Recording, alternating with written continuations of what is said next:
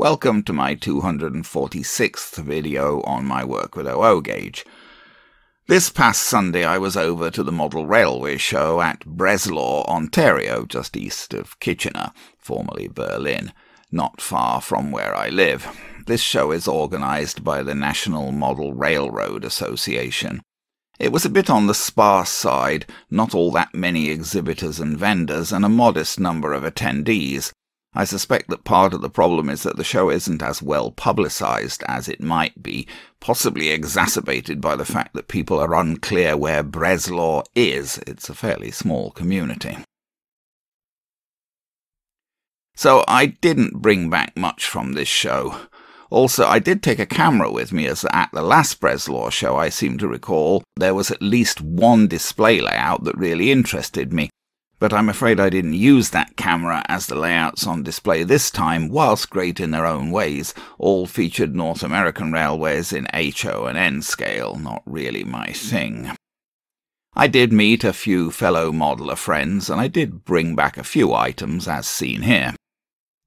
These items all came from the same vendor. They'd been left to him by a friend who had died, and they didn't fit with his own modelling, so he was looking to pass them on.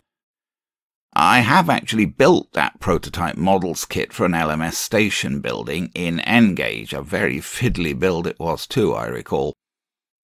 And that's currently sitting on my N-gauge layout. The kit is based on the station at Uppingham in Rutland, a place I visited often in my youth, and thought of even more often since my family lived just off the Uppingham Road on the east side of Leicester. I don't really have any obvious place to put such a building on my layouts, but I bought this kit anyway since the seller wanted to dispose of it, and it certainly had some interest for me. I also bought all of the HMRS press-fix transfers that he was looking to dispose of. They're all for Southern Railways markings, so not really things I'd be modelling in OO gauge, but I figured that they might work for something for me. Here's the back of the prototype model station kit with a picture of the actual Uppingham station building on which the kit is based. I also picked up these two books, or I suppose the Midland Record is more properly an issue of a journal. My granddad, my dad's dad, worked for the Midland Railway and then for the LMS, so those are family railways for me.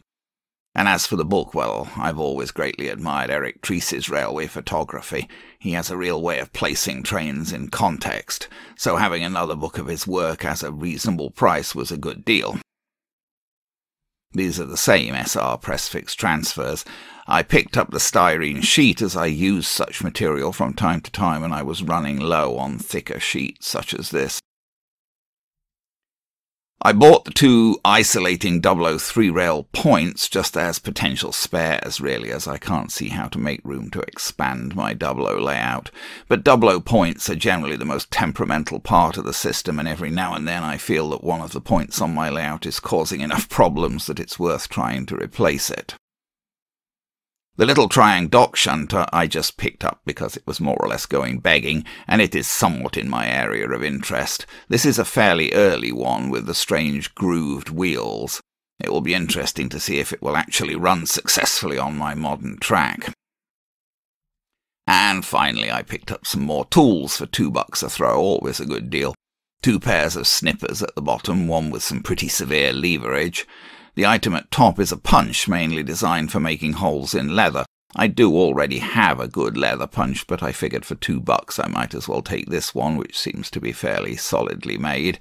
It might even get some use in relation to railway modelling. So that's it for this show. I'm not sure what's next. I might have another go at improving the running of the Horseshoe Magnet Duchess, and I actually have several kit-built locos in the queue waiting to be serviced/repaired and tried in service.